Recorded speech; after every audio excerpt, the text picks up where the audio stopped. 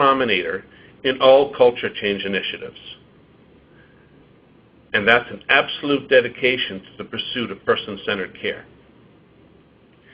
Culture change is not a destination.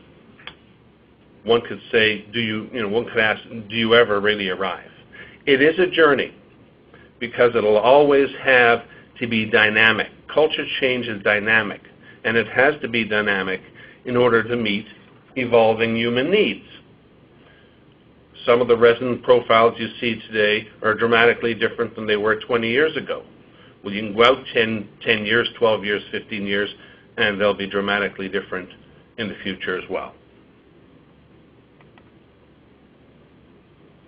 How did it start? Its roots were in the 1980s in the United States after consumer advocacy groups exposed the poor quality of many U.S. nursing homes.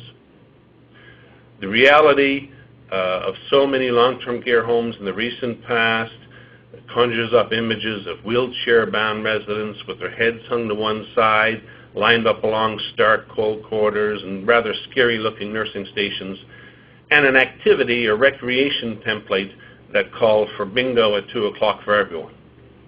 Advocacy groups spoke loudly, and Congress enacted sweeping reforms that required organizations to provide individualized care, or what we call person-centered care.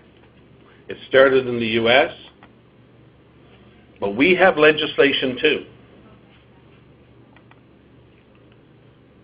From sea to shining sea. So if you go from the picture there, from British Columbia to Newfoundland, you will find that government has committed to offering the residents and families a high quality of holistic and resident-centered care.